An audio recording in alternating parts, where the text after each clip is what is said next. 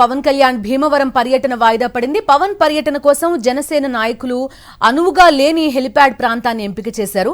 ఆర్ఎండ్బి అధికారులు మోకాలడ్డారంటూ అసత్య ప్రచారం చేశారు. విష్ణు కళాశాల ప్రాంగణంలో హెలిప్యాడ్ ప్రాంతాన్ని 2018 నుంచి అధికారులు అనుమతించడం లేదు.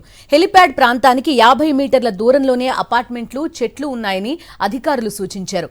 ఏవియేషన్స్ నార్మ్స్ పాటించాలని సూచించినట్టు ఆర్ఎండ్బి అధికారులు తెలిపారు. నివాస ప్రాంతాల సమీపంలో హెలిప్యాడ్ అనువు కాదని సూచించామన్నారు. అనువైన ప్రదేశాన్ని హెలిప్యాడ్ గా ఎంపిక చేసుకోవాలని ఆర్ఎండ్బి అధికారులు తెలిపినా జనసేన నాయకులు పెడచెవిన పెట్టడమే కాకుండా రాజకీయ కక్ష సాధింపు అంటూ విషప్రచారం చేస్తున్నారు జనసేన నాయకులు.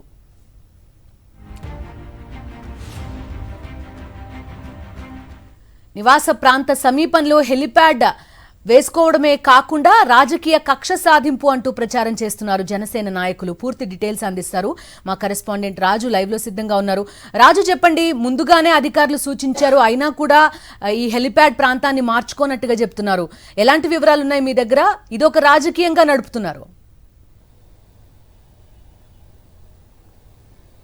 బిందు చూడవచ్చు, నేటికి సంబంధించి కూడా ఈ రోజు నుంచి 3 రోజుల పాటు పవన్ కళ్యాణ్ కూడా భీమవరంలో పర్యటించున్నారు. ఆ పర్యటన నేపథ్యంలో కూడా అక్కడ ఉన్నటువంటి జనసేనకు సంబంధించినటువంటి నాయకులు ఎవరుతుండో వారు కూడా హెలిప్యాడ్కి సంబంధించి ఆయన గతంలో ఉన్నటువంటి చూస్తే కనుక గతంలో రోడ్డు మార్గాన్ని వచ్చేవారు. తర్వాత ఎన్నికలకు సంబంధించి సమీపిస్తున్న ధరలో హెలిప్యాడ్కి సంబంధించినటువంటి మార్గంలో వచ్చేందుకు కూడా ఏర్పాట్లు చేశారు. ఆ తరుణంలో కూడా చూస్తే కనుక ఏదైతే హెలిప్యాడ్కి సంబంధించి హెలిప్యాడ్ ల్యాండింగ్కి సంబంధించి అనువైన ప్రాంతాన్ని కూడా ఎంచుకోపోగా అధికారులపై కూడా ఆ నెపాన్ని నెట్టే ప్రయత్నం చేశారు. ఎందుకంటే ఆర్ఎండ్బి అధికారులు కూడా ఒకటే సూచించినట్టు పరిస్థితి కనబడుతుంది.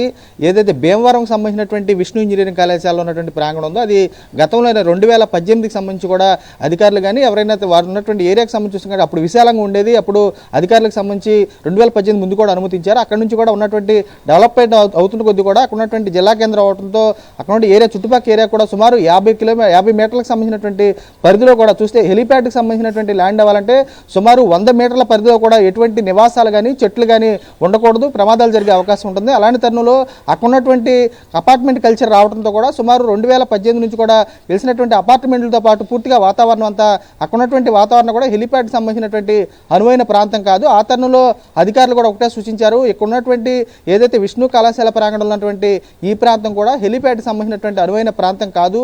పూర్తిగా ల్యాండింగ్ సమయంలో కూడా పూర్తిగా ఇబ్బందులు తలెత్తాయి. దాని కనుక వేరే ప్రాంతాన్ని కూడా ఎంచుకోవాలని చెప్పి వారు కూడా సూచించబడుతుంది. అదే దీన్ని కూడా జనసేన ఉన్నటువంటి నాయకులు కూడా రాజకీయం చేసేటువంటి ప్రయత్నం చేశారు. ఏదైతే రాజకీయ కక్షతో మోకాళ్ళు అడ్డే ప్రయత్నం చేస్తున్నారో ఆర్ఎండ్బి అధికారులు అంటూ కూడా వారిపై కూడా నెపనెట్టే ప్రయత్నం చేశారు.